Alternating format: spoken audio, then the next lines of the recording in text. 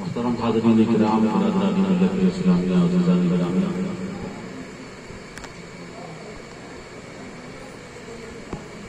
آج کی یہ محفل شہدائے کربلا، بالخصوص امام الشہداء سید الشہداء حضرت امام علی مقام امام حسین رضی اللہ تعالی عنہ وارضاہ عنہ کی شہادت کی مناسبت سے آپ کے ذکر کے لیے، تذکرے کے لیے منعقد کی گئی ہے۔ اللہ تبارک و تعالی اس محفل کو، ہماری آپ کی حاضری کو قبول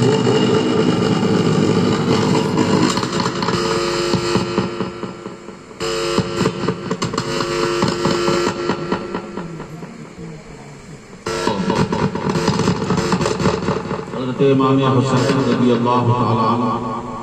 اور دیگر شہداء کربلا رضوان اللہ تعالی علیہم اجمعین کے صدقہ و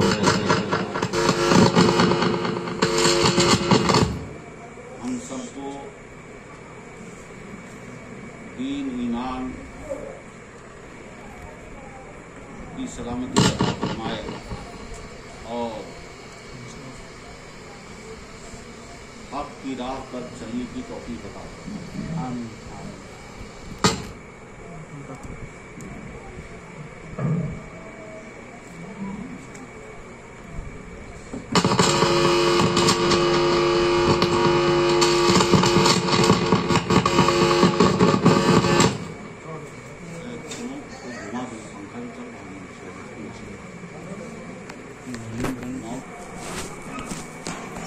سیدنا امام حسین رضی اللہ تعالیٰ عنہ کی شہادت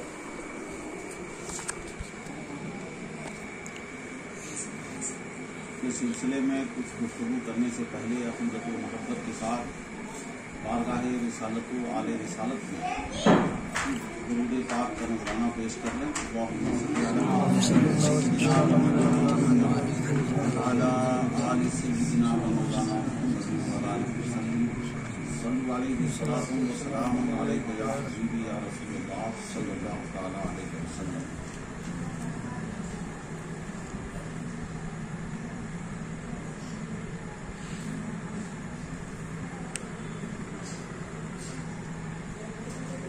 کلمہ شہادت، کلمہ توحید ہے تیری شہادت اے حسین، کلمہ توحید ہے تیری شہادت اے حسین، تو نہ ہوتا تو نہ رہ جاتی صداقت اے حسین۔ محترم حاضرین کرام، برادران ملت اسلامیہ، عزیزان گرامی،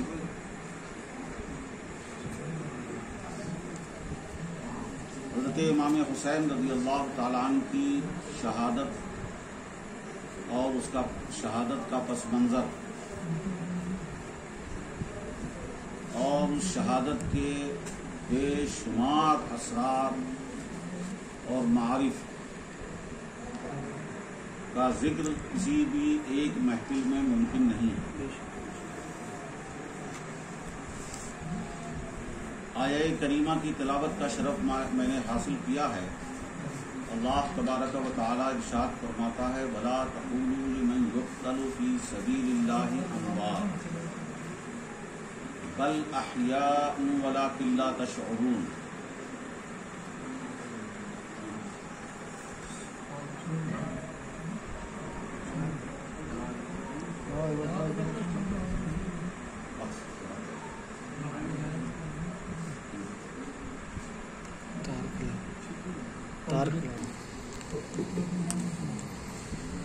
درود پاک پڑھیں۔ اللہم صلی علی سیدنا و مولانا محمد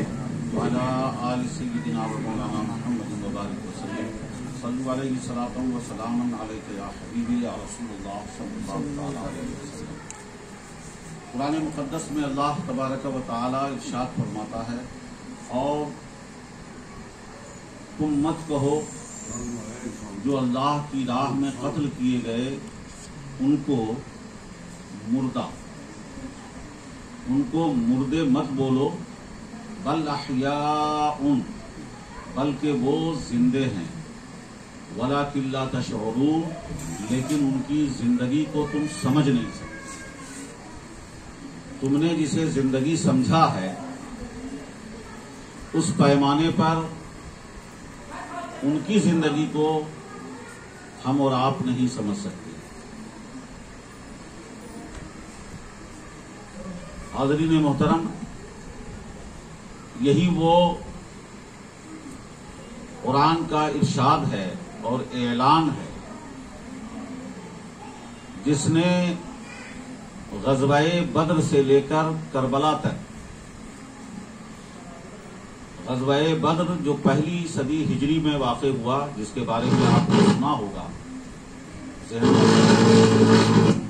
کہ 313 میدان جنگ میں لڑنے والے صحابہ کرام مسلمان تقریباً 900 اور 1000 بھرپور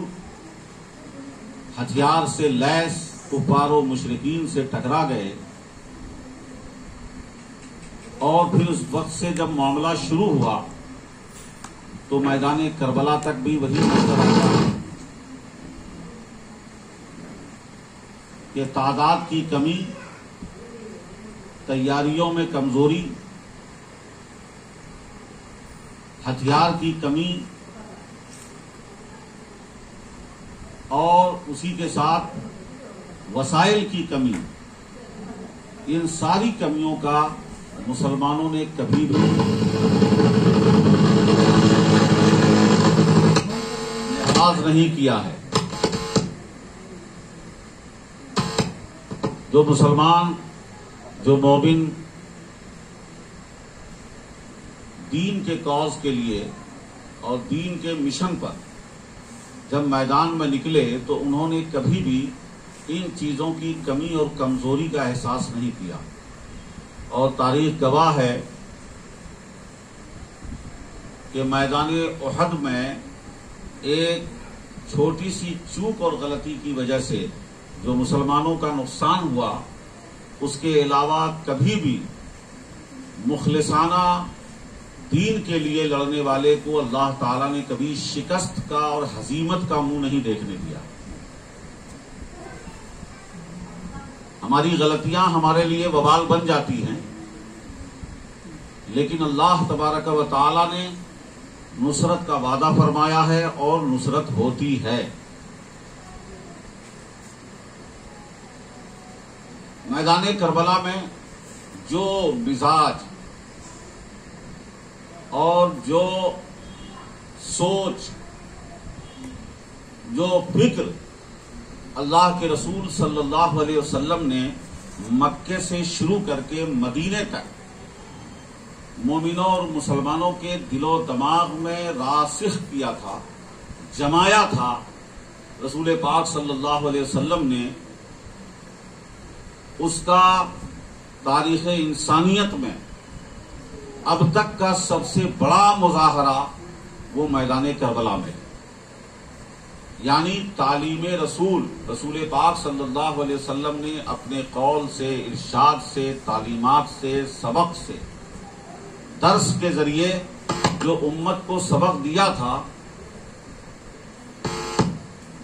زندگی اور موت کا جو فلسفہ سمجھایا تھا، کامیابی اور ناکامی کے جو معیارات رسول پاک صلی اللہ علیہ وسلم نے بتائے اور مقرر فرمائے تھے، اس کا اگر کامل مظاہرہ دیکھنا ہے تو وہ میدان کربلا کا منظر ہے۔ میری اس گفتگو کا مطلب یہ ہے کہ مکے میں، عرب میں انسان ہی بس رہے تھے، بلکہ مکہ حضرت ابراہیم کی اولاد، حضرت اسماعیل کی نسل، قریشی مکے میں آباد تھے، اور جو اس وقت معاشرہ تھا، اس معاشرے میں موت و حیات اور کامیابی اور ناکامی کا جو معیار تھا، جو اس کا ہدف تھا، اللہ کے رسول صلی اللہ علیہ وسلم نے آنے کے بعد اس کو یکسر تبدیل کر دیا، انقلاب پیدا فرما دیا۔ آپ کو میں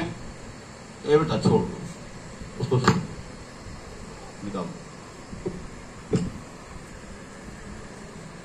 بس ایک نقطے کی طرف توجہ دلا دوں کہ رسول پاک صلی اللہ علیہ وسلم اور اسلام کے آنے سے پہلے جو مزاج تھا اسے آپ کو سمجھنے میں کوئی دقت نہیں ہوگی، کیونکہ بڑی تیزی کے ساتھ ہم اب اسی مزاج میں ڈھل چکے ہیں، تو ان کا سمجھنا آسان ہے.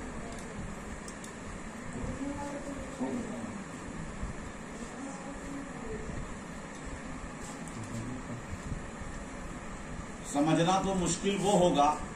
جو اسلام کا اثاثہ، اسلام کا شعار، اسلام کا معیار رہتا ہے، وہ اب سمجھنا مشکل ہے. لیکن جو مشرکین کا، کفار کا، جاہلیت، دور جاہلیت کا جو اسٹینڈرڈ تھا، جو معیار تھا، وہ تو دھیرے دھیرے عام ہو ہی گیا، اس کا سمجھنا مشکل نہیں. سیدھی سیدھی بات یہ ہے کہ انسان اس وقت بھی جی رہا تھا، لیکن ان کے نزدیک سارے معاملات جو ٹکے ہوئے تھے وہ اپنی ذات، اپنا گھر، اپنے خاندان، اپنے قبیلے. آپ نے جب بھی سنا ہوگا کہ یا تو اپنی ذات کے لیے لڑیں گے یا اپنے گھر کے لیے لڑیں گے. اپنے گھر کے، اپنی ذات کے فائدے اور نقصان کا خیال، اپنے گھر والوں کے فائدے اور نقصان کا خیال، اپنے خاندان والوں کے فائدے اور نقصان کا خیال، آگے بڑھے تو اپنے قبیلے والے کے فائدے اور نقصان کا خیال. جب آپس میں دو گھر میں کوئی بات ہو گئی تو گھر کا خیال، دو فرد میں بات ہو، ٹکراؤ ہو جائے تو فرد کا خیال،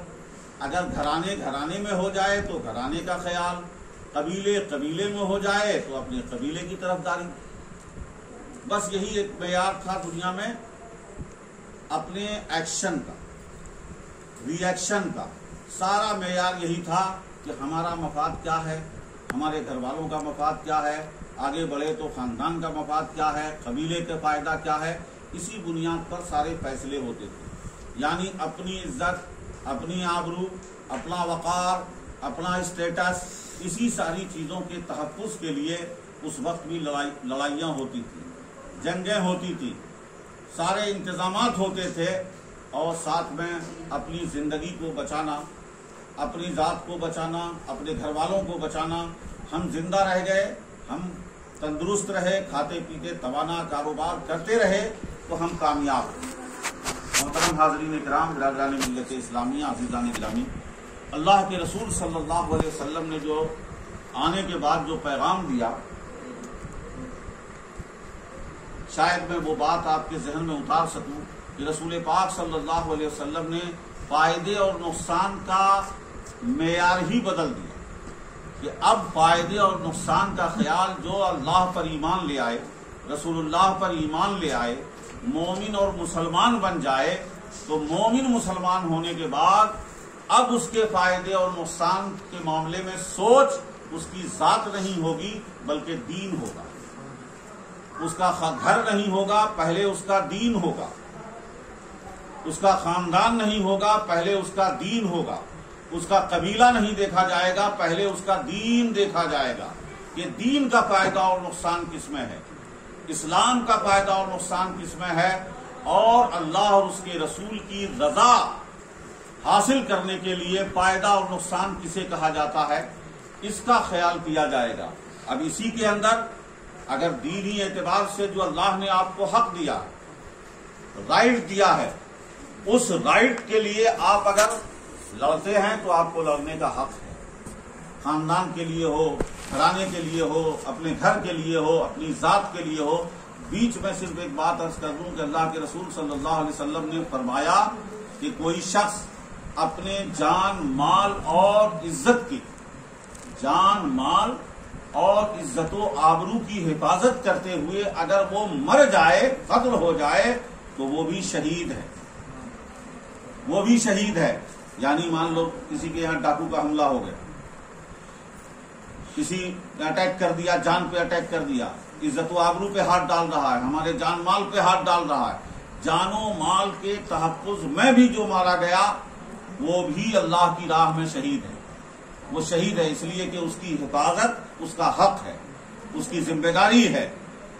یہ یہاں تک تو اللہ نے اجازت دی ہے، بلکہ ابھارا ہے کہ اس کا مسلمان ہونے کا مطلب یہ نہیں ہے کہ آپ کو نماز پڑھنے کی اجازت دی جا رہی ہے،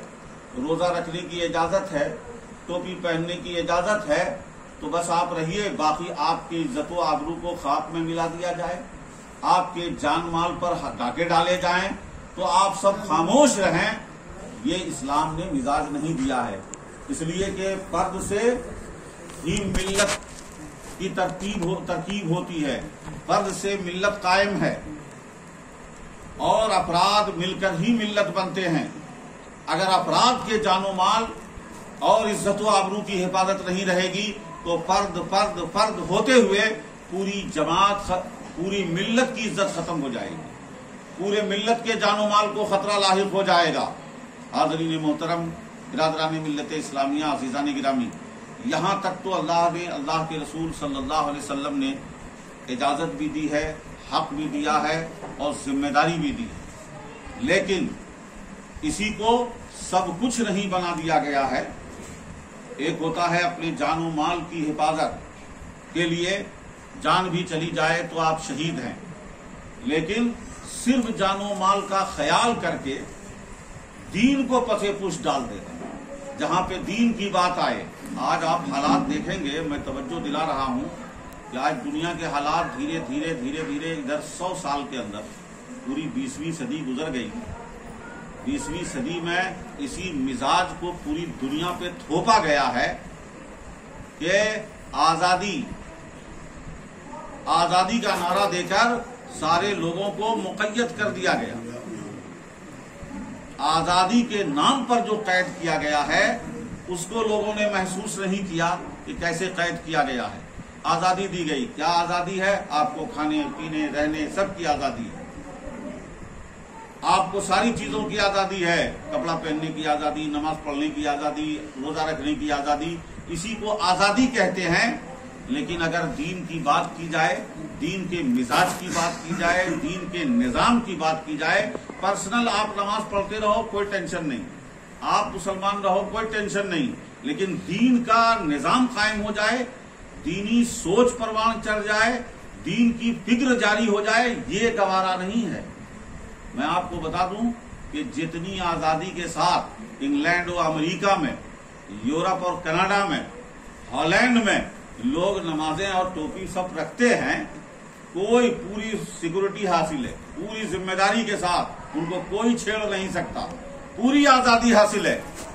اس طرح کی ظاہری نماز روزہ پر پوری آزادی، اور اسے پوری دنیا میں ڈھنڈورا پیٹا گیا ہے کہ وہاں آزادی ہے، وہاں آزادی ہے. لیکن میرے پیارے، اسلام میں آزادی صرف نماز پڑھنے کی آزادی کا نام نہیں ہے، صرف روزہ رکھنے کی آزادی کا نام نہیں ہے. اگر آپ نماز پڑھتے رہیے، روزہ رکھتے رہیے،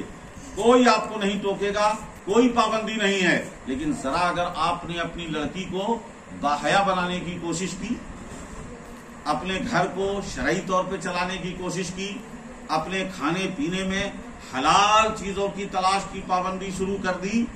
تو پھر آپ کے لیے مشکل پیدا ہو جائے گی. پھر آپ جو ہے نیرو مائنڈیڈ ہو جائیں گے، پھر آپ پتھروں کے دور کے آدمی ہیں،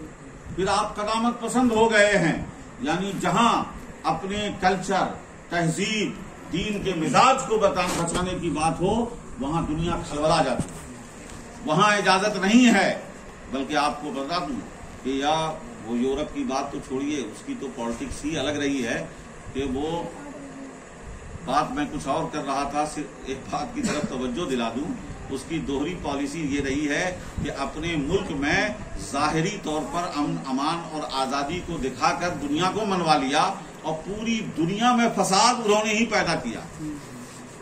اپنا سکون رہے، پوری دنیا فساد میں مبتلا، پوری دنیا میں انتشار پیدا کرنا، پوری دنیا میں کھلبلی،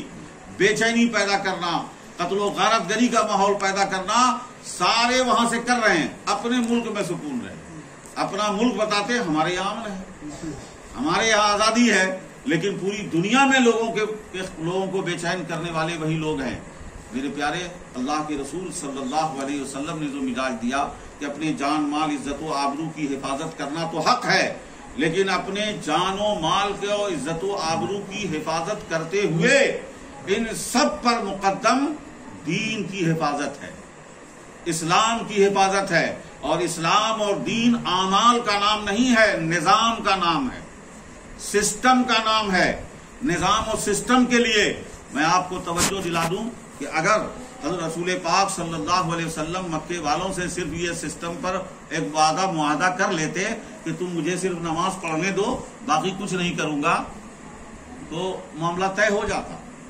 لیکن نہیں۔ سب سے پہلے تو سوچ کی بات تھی کہ ہم خدائے وحدہ لا شریک کی عبادت کا اعلان کریں گے، ہمارا نظام ہی دوسرا، سوچ ہی دوسری ہوگی، اور اس بنیاد پر اب تک جو لوگ بسے تھے، توجہ دیجئے گا، جو لوگ آباد تھے وہ اپنے خاندانی قبیلے کی بنیاد پہ آباد تھے، اپنے خاندان کی بنیاد پہ آباد تھے، لیکن رسول پاک صلی اللہ علیہ وسلم نے جب آبادی بنائی اور جب شہر آباد کیا تو آپ دیکھیں گے قبیلے کی بنیاد پر نہیں، وہ ایمان کی بنیاد پہ تھا، وہ اسلام کی بنیاد پہ قائم ہوا تھا۔ قبیلے کا، رشتہ داروں کا، خاندان کا آپس میں تال میل ایک لیول ہے، وہاں تک ٹھیک ہے، لیکن اللہ کے رسول صلی اللہ علیہ وسلم نے جو جماعت تیار کی وہ فکری جماعت تھی، جو جماعت تیار کی وہ سوچ کی بنیاد پر تیار کی، اس کا اپنا ایک نظام تھا، اپنی ایک سوچ کی بنیاد پر لوگوں کو یکجا کیا ہے، نسل، نسب اور خاندان کی بنیاد پہ جمع نہیں کیا۔ یہ وہ فکر دی اللہ کے رسول صلی اللہ علیہ وسلم نے کہ دین مقدم ہوگا، دین کی حفاظت کے لیے اپنے جان و مال کی بھی قربانی دی جائے گی۔ اور یہ بولنا تو بہت آسان ہے، لیکن اس کو رسول پاک صلی اللہ علیہ وسلم نے اتنی مضبوط تربیت دی، اتنی راسخ تربیت دی اور عملی مظاہرہ فرمایا کہ میں اس کی تفصیل میں جاؤں تو بات بہت پھیلتی چلی جائے گی، کہ میدان بدر سے لے کر میدان احد تک آپ دیکھیں گے خاندان الگ نہیں تھا، رشتہ دار الگ نہیں تھے، ایک ہی خاندان کے لوگ آپس میں تھے، سامنے دونوں خاندان ایک ہی خاندان کے لوگ تھے، لیکن سوچ الگ الگ تھی، فکر الگ الگ تھی۔ یہ سوچ اور فکر، نظریے کے تحفظ کے لیے جنگ تھی۔ میرے پیارے، یہی جنگ وہاں سے چلتے ہوئے جو رسول پاک صلی اللہ علیہ وسلم نے جو ایک نظام قائم کیا تھا، دھیرے دھیرے یہ کربلا کے میدان میں اللہ کے رسول صلی اللہ علیہ وسلم نے جو تربیت دی تھی اس کا مکمل عملی مظاہرہ حضرت امام حسین نے میدان میں پیش کر کے بتا دیا۔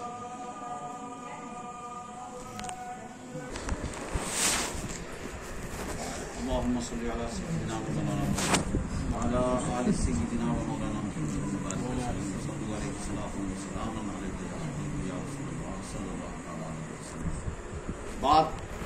سیدھے نتیجے پہ پہنچ رہی ہے، اسے سمجھ لیجیے کہ اللہ کے رسول صلی اللہ علیہ وسلم نے جان، مال، عزت، آبرو سب کی حفاظت کا حق دیا اور اس کو ایک ریسپیکٹ بھی دیا ہے کہ اس کے لیے بھی اگر کوئی قتل ہو جائے، مر جائے تو بھی شہید۔ لیکن میدان کربلا میں آپ غور کر لیں کہ اگر جان، مال، عزت، آبرو کی صرف بات کریں تو اس پر کوئی خطرہ نہیں۔ اگر صرف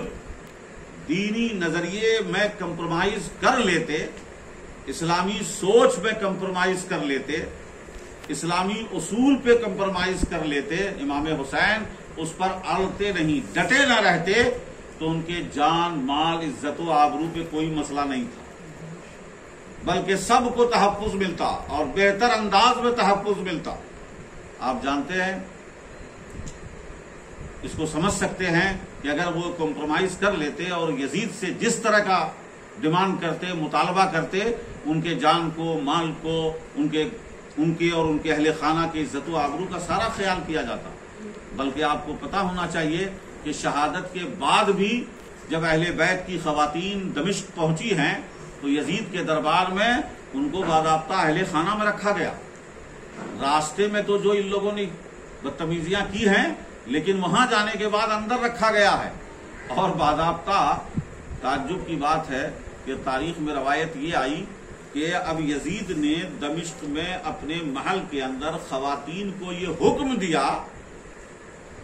کہ امام حسین بھی صرف اموی اور ہاشمی کا فرق تھا، اوپر جا کے خاندان ایک ہی ہے، یزید کا خاندان حضرت امیر معاویہ ابو سفیان آگے جا کر کے خاندان جو ہے ایک ہی ہے، وہ اموی تھے اور یہ ہاشمی تھے، یہ 2-3 نسل کے پشت کے بعد ایک ہی ہو جاتے ہیں، تو خاندان تو ایک ہی تھا۔ تو باضابطہ اپنے گھر کی عورتوں کو یہ حکم دیا کہ حسین اور ان کے افراد کے اہل خانہ کے قتل کے لیے اس کا ایک مطلب نوحہ کیا جائے، یعنی اس پر جو ہے جیسے ہوتا تھا پہلے کے خاندان میں کسی کا قتل ہو جائے تو عورتیں اس کا غم کرتی تھی، غم دکھاتی تھی، تو یزید نے بھی اپنے اہل خانہ کو حکم دیا کہ حسین کے قتل پر غم کرو، نوحہ پڑھو، اس لیے کہ وہ ہمارے خاندان کے فرد تھے۔ میرے پیارے، بتانا یہ ہے کہ جہاں تک جان مال عزت و آبرو کی بات تھی، جس کو بچانے کا اللہ اور اس کے رسول نے حق دیا ہے، اس وقت تک دیا ہے جب تک اس کی وجہ سے ہمارے دین کا نقصان نہ ہو جائے، دین نہ برباد ہو جائے، دین کے اصول اور دین کے نظریات پہ آنچ نہ آئے، اس وقت تک تو ہے۔ لیکن جب دین کی بات آ جائے تو اب جس رسول نے حکم دیا تھا، اجازت دی تھی، حق بتایا تھا، اسی رسول کے نواسے نے میدان کربلا میں ڈکلیئر دکھا دیا کہ جان مال پر کوئی آنچ نہیں ہے، آنچ ہے تو دین کے اصول پر آنچ ہے، دین کے نظریے پہ آنچ آنے والی ہے۔ اس لیے انہوں نے نہ اپنی جان کی پرواہ کی، نہ اپنے مال کی پرواہ کی، نہ اپنے پیچھے بچے اہل خانہ بچوں کی پرواہ کی، نہ خواتین کی پرواہ کی کہ اس کا درد، اس کا دکھ، اس کا غم، اس کی فکر، کسی کی فکر نہیں، فکر رہی تو صرف اسلام کو بچانے کی فکر رہی۔ اور یہ بھی نہیں، لوگ یہ جانتے ہیں، ایک موڑ پہ آ کے کہتے ہیں کہ بھائی زندہ رہیں گے تب نہ کچھ کام کریں گے، زندہ رہیں گے تو کچھ ورک کریں گے، دین کا کام کریں گے۔ میرے پیارے، اسلام نے بتا دیا ہے کہ تم کو یہ نہیں معلوم ہے، تم یہ نہیں فیصلہ کر سکتے کہ دین کا کام تمہارے زندہ رہنے سے ہوگا یا دین کا کام تمہاری قربانی سے ہوگا، قربانی سے ہوگا۔ دونوں مثالیں ہمارے سامنے موجود ہیں کہ کچھ لوگوں کی زندگیوں نے اسلام کو عروج دیا ہے اور کچھ لوگوں کی موت اور شہادت نے اسلام کو عروج دیا ہے، شہادت نے اسلام کو تحفظ فراہم کیا ہے۔ اگر امام حسین کی شہادت نے اسلامی نظریے کی حفاظت کی ہے تو غوث اعظم کی زندگی نے اسلام کی اشاعت کی ہے، اسلام کو ان کی حیات نے فائدہ دیا ہے اور ان کی شہادت نے بچایا ہے۔ تو ہمارے نزدیک نہ زندگی سے فائدہ ہے نہ موت سے فائدہ ہے، یہ تو انتخاب ہے کہ اللہ کس کو کس کام کے لیے چن لیتا ہے۔ اور جو لوگ اپنی زندگی اور موت اپنے لیے نہیں سمجھتے ہیں بلکہ زندگی اور موت پہلے میرے لیے، میرے ذات کے لیے، ہمارے گھر والوں کے لیے، ہمارے اہل محلہ سماج کے لیے، قوم کے لیے مفید ہو، بہتر ہو، دینی اعتبار سے میرا جینا بہتر ہو تو زندہ رہیں، زندگی عطا کرے اللہ۔ اور اگر ہماری موت سے نسلوں کو فائدہ ہو جائے، دین کو فائدہ پہنچائے تو ایسی موت قابل رشک ہوتی ہے، ایسی شہادت، ایسا قتل ہونا قابل رشک ہوتا ہے۔ میرے پیارے، میں زیادہ لمبی بات تو یہاں پہ نہیں کر سکتا کیونکہ آپ اور ہم جہاں رہتے ہیں اس کو ہم بھی جانتے ہیں، آپ بھی جانتے ہیں، ابھی تازہ آپ طالبان کو دیکھ رہے ہیں پاکستان میں کہ انہوں نے آج امریکہ قبول کر رہا ہے کہ ٹریننگ نہیں ہے کوئی اوپر سے اچھے، مطلب آرمی کی ٹریننگ جو ہوتی ہے ہائی لیول کی، بڑے بڑے ملکوں کی کوئی ٹریننگ نہیں ہے، لیکن کہا بہادری میں اس کی مثال نہیں ہے، اس لیے کہ وہ مرنے سے نہیں ڈرتے ہیں۔ تو ایک نیت تھے کہ اگر کسی کو میری زندگی میں، ہم لوگوں کے پورے تاریخ اسلام میں صاف کہہ دوں، پوری تاریخ اسلامی میں بحیثیت فوج اگر کسی کو یہ کہا جا سکتا ہے کہ بے سر و سامانی کے عالم میں، یعنی سامنے والے کے مقابلے میں اس کے پاس کچھ نہیں ہے، اس اعتبار سے کسی جنگ کو اگر کہا جا سکتا ہے تو ایک میدان بدر میں ہے اور ایک یہ ہے کہ بدر میں بھی یہی حال تھا، کسی کو تلوار ہے تو ڈھال نہیں، کسی کے پاس گھوڑا نہیں، چند گھوڑے تھے، اونٹ گنتی کے، گھوڑے گنتی کے، اور ادھر ہتھیار، گھوڑے، اونٹ، کھانا پینا سب فراوانی مشرکین کے پاس۔ آج اس منظر کو آپ دیکھیں گے تو ایسے ہی منظر، دوسرا منظر جو مثالی نظر آئے گا آج کے دور میں، یہ نظر آئے گا کہ سامان پہ بھروسہ نہیں، اپنے جذبے پہ بھروسہ ہے، اپنے ایمان پہ بھروسہ ہے اور تھک جائے دنیا لیکن 20 سال میں تھکے نہیں، تو اللہ نے آج دکھا دیا کہ دنیا کی تینوں سپر پاور اس زمین پہ گھٹنے ٹیک چکی ہے۔ کبھی کل برطانیہ سپر پاور تھا، سورج نہیں ڈوبتا تھا، پھر رشیا اور امریکہ تھا، رشیا بھی گھٹنے ٹیکا، اب تیسرا بچا تھا وہ بھی گھٹنے ٹیک گیا۔ تو یہ جو جذبہ اسلامی جذبہ دیا گیا ہے، آج سعودیہ کو دیکھیے، دولت ہے، پیسہ ہے، مال ہے، سب کچھ ہے، لیکن ہر دن پالیسی چینج ہوتی ہے۔ ادھر سے دباؤ پڑا، گھسا پڑا تو ادھر ہو جاتا ہے، ادھر سے گھسا پڑا تو ادھر ہو جاتا ہے، یعنی کوئی پالیسی ہی نہیں ہے۔ دین اور اسلام اور امت اور قوم کے وقار اور عظمت سے کوئی مطلب نہیں ہے گلف والوں کو، اس سے کوئی وقار سے مطلب نہیں ہے۔ دنیا میں سن 1923 کے بعد سے لے کر آج تک پوری دنیا کے مسلمانوں کو جس نے ذلیل رسوا کیا ہے، اس میں سب سے بڑا ہاتھ سعودی عربیہ کا ہے، اس لیے کہ وہ مرکز اسلام ہے، وہ اسلام کا روحانی مرکز ہے، اسلامی مرکز ہے۔ وہاں کا بے وقار ہونا، پوری دنیا میں مسلمان بے وقار ہو گئے۔ میں بیچ میں ایک بات آگے عرض یہ کرنا ہے کہ جب اسلامی فکر اور اسلامی سوچ اور صحیح دینی سوچ لے کر کل تک، اس سے پہلے بھی آئے تھے، ڈنگا پنا کیا، سسٹم نہیں تھا، نظام نہیں تھا، دنیا کو سمجھ کے حکمت مصلحت کے ساتھ چلنا، تدبیر کے ساتھ چلنا، جو اللہ کے رسول صلی اللہ علیہ وسلم نے فرمایا فراست المؤمن، مومن کی سمجھ اور حکمت عملی کا اختیار کرنا ذاتی طور پر پورا سبجیکٹ ہے اسلام کے اندر۔ تمدن اور سیاست، دنیا بولتی ہے سیاست، لیکن سیاست کو سمجھانا آسان نہیں ہے۔ رسول پاک صلی اللہ علیہ وسلم نے جس ڈپلومیسی سے کام لیا تھا، مدینے میں ایک چھوٹا سا علاقہ، چاروں طرف قبائل دشمن، مکے والے ہر وقت تانے ہوئے ہیں حملہ کرنے کے لیے، اور اس کے باوجود ایک چھوٹی سی قوم کو اس لائق بنا دیا کہ دنیا کی سپر پاور قیصر و کسریٰ قدموں میں آ گئی۔ یہ ڈپلومیسی تھی، یہ حکمت عملی بھی تھی، یہ سیاست بھی تھی۔ میں نے بدر کے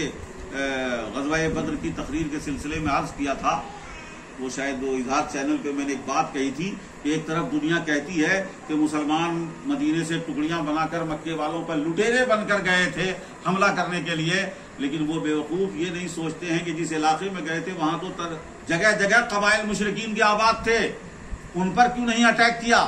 ان پر کیوں نہیں حملہ کیا؟ بلکہ تاریخ میں سیرت میں موجود ہے کہ اللہ کے رسول صلی اللہ علیہ وسلم اس غزوہ بدر سے پہلے 2 یا 3 بار مختلف علاقے کی طرف نکلے ہیں انہی قافلوں کا پیچھا کرنے کے لیے، اور وہ نہیں نکل گئے، نہیں ملے، تو اس علاقے کے مشرک قبائل سے رسول پاک صلی اللہ علیہ وسلم نے معاہدہ امن کیا ہے، اور معاہدہ امن نہیں بلکہ ایک دوسرے کا ساتھ دینے کا معاہدہ کیا ہے۔ عربی کا وہ ٹکڑا مجھے یاد نہیں ہے کہ رسول پاک نے فرمایا، میرے ذہن سے نکل گیا، کہ ایک قبیلے سے معاہدہ کرتے ہوئے کہتے ہیں، فرماتے ہیں کہ جب تک دریا سمندر میں پانی رہے گا، خشک نہیں ہوگا، اس وقت تک یہ معاہدہ جاری رہے گا۔ یعنی مشرکین سے معاہدہ کر رہے ہیں، لیکن ایسا مضبوط معاہدہ کہ جب تک دریا کا سمندر کا پانی رہے گا اس وقت تک یہ معاہدہ رہے گا۔ یہ معاہدہ رسول پاک نے کیا، یہ سیاست، یہ حکمت عملی تھی کہ اپنے قریب کے دشمنوں اب میں دشمن نہ بنا لیے جائیں۔ مخالف تو دشمن ہے ہی، وہ تو اعلانیہ دشمن ہے۔ مکے والے دارالحرب ہو چکے تھے، مکے والے حالت جنگ میں تھے مسلمانوں کے ساتھ، کیونکہ وہ مکے سے ہجرت کے بعد نکلے تو تشدد، نکلے گا تو مار دیا جائے گا، نکلنے نہیں دیا جا رہا ہے، نکلے تو پیچھا کیا جا رہا ہے، مکے سے آ کر مدینے پہ حملہ کرنے کی تیاری ہو رہی ہے، قبائل کو بھڑکایا جا رہا ہے، تو یہ تو کھلے اعلانیہ دشمن ہے، اعلان جنگ ہے۔ وہ ان سے جنگ کرنا، ان کا پیچھا کرنا، ان کی کمر توڑنا، ان کے راستے کاٹنا، یہ تو پوری حکمت عملی اور جنگی حکمت عملی اور جماعتی حکمت عملی کے لیے لازم ہے۔ لیکن جو لوگ پرامن تھے ان کے ساتھ کوئی چھیڑ چھاڑ نہیں ہوئی، ان کے ساتھ معاہدے ہوئے ہیں۔ تو آج اللہ کا کرم یہ کہ میں نے کہا کہ پچھلی بار آئے الٹے پلٹے حرکت کیا کیا تشدد میں کرنے لگ گئے، اکھڑ گئے، لیکن آج عقل سمجھ سے آ رہے ہیں تو دنیا مان رہی ہے۔ لیکن مجھے جو نقطہ بتانا ہے میرے پیارے کہ حضرت امام حسین رضی اللہ تعالی عنہ مکے سے لے کر جو جذبہ رسول پاک نے ابھارا، جو مائنڈ سیٹ کیا، جو مسلمانوں کو کہ ذہن سازی کی، ان کے دل و دماغ میں جو فکر راسخ کیا تھا، وہ مکے سے انفرادی طور پر پروان چڑھتا ہوا مدینے آیا، مدینے میں چڑھا، جس کا مظاہرہ میدان بدر میں ہوا۔ اب بتائیے ایک شخص جو ہے اور روایت میں آیا کہ کھجور کھا رہا، میدان بدر میں جنگ چل رہی ہے، آرام سے ٹہل کے کھجور کھا رہا۔ اس کے بعد کھاتے ہوئے رسول پاک صلی اللہ علیہ وسلم کے پاس پہنچ گیا، کہا یا رسول اللہ اگر میں اس جنگ میں قتل ہو جاؤں تو مجھے کیا ملے گا؟ مجھے کیا ملے گا؟ ذرا سوچئے، جنگ ہو رہی ہے اور اس میں جا کے پوچھ رہا، کھجور کھاتے ہوئے روایت میں ہے کہ کھجور کھا رہا، پوچھ رہا یا رسول اللہ اگر میں اس میں قتل ہو گیا تو مجھے کیا ملے گا؟ حضور نے فرمایا جنت ارضها السماوات والارض، تمہیں ایسی جنت ملے گی جس کی وسعت زمین و آسمان کی ہوگی، تمہیں ایسی جنت ملے گی۔ تو اس نے جملہ دہرایا تعجب سے، جنت ارضها السماوات والارض، ایسی جنت ملے گی؟ تو بولے بالکل یقیناً آئی، ہاں ایسی جنت ملے گی۔ یہ سننا تھا کہ کھجور ہاتھ میں تھا، اسے پھینکا اور پھینک کے گھوڑے پہ سوار ہو کے سیدھا گھس گیا کوڑے، اور لڑتے یعنی اب وہ زندہ رہنے نہیں گیا تھا۔ لوگ لڑتے ہیں بھگانے کے لیے، جیتنے کے لیے، وہ جیتنے اور بھگانے نہیں گیا تھا، وہ تو کہ خودکشی نہ ہو ہم لڑتے ہوئے مر جائیں، وہ قتل ہونے گیا تھا۔ خدا کی قسم دنیا کی تاریخ میں ایسا فرد پیدا کر دینا جو مرنے کو جذبہ، مرنے کو شوق بنا لے، یہ رسول پاک کی تعلیم نے کیا اور اسلام نے کیا ہے کہ مرنے کو شوق بنا دیا، کٹنے کو شوق بنا دیا ہے۔ لوگ جینے کا شوق تو سب کو ہوتا ہے، لیکن کٹنے اور مرنے کا شوق یہ رسول اللہ نے جو پروان چڑھایا اس کا پورا مکمل مظاہرہ۔ صحابہ نے شہادت حاصل کی، انصار نے شہادت حاصل کی، مہاجرین شہید ہو گئے، لیکن اہل بیت تھا، اہل بیت رسول، جس رسول نے سب کو تعلیم دی تھی، اس کے گھر والوں کو اس تعلیم کا کیا سبق ملا؟ توجہ دیجئے گا، ایک عالم ہے، ایک پیر صاحب ہے، کسی چیز کی تعلیم دے رہے ہیں، پتہ چلا مریدین اور شاگردوں کو تو تعلیم دے رہے ہیں اور اپنے آپ میں اس پہ نہیں اتر رہے، ان کی اولاد نہیں اترتی ہے، تو دنیا دل ہی میں صحیح تنقید کرتی ہے کہ جس بات کی دوسروں کو سبق دے رہے ہیں اپنے گھر میں تو نہیں ہے، اپنے نسل اور اولاد میں تو نہیں ہے۔ میدان کربلا میں رسول پاک صلی اللہ علیہ وسلم کے خانوادے نے یہ بتا دیا کہ جس قربانی کا درس دین کے لیے رسول اللہ نے دیا ہے سب نے دی ہوں گی، لیکن جو نبی کے خود صاحبزادوں نے دیا ہے اس کی مثال کہیں نہیں، کہ اگر درس دیا تو درس دینے والے کے وہ تربیت یافتہ جنہیں رسول پاک نے پالا، انہوں نے اس درس کو میدان کربلا میں دکھا دیا کہ جو نبی نے دیا صرف دوسرے قتل نہیں ہوئے، دوسروں نے جانے نہیں دیے، گھر والوں نے بھی جان دی، اور ایسی جان دی جس کی دنیا میں مثال نہیں ہے کہ اگر خاندان اعلیٰ تھا، ان کی ذمہ داری اعلیٰ تھی تو ان کی قربانی بھی سب سے اعلیٰ اور سب سے انوکھی ہوئی ہے۔ اللہ تبارک و تعالی ان شہدائے کربلا کے صدقے میں ہمارے دین و ایمان کے جذبے کو سلامت رکھے، اس میں فروغ عطا فرمائے۔ وآخر دعوانا ان الحمد للہ رب العالمین۔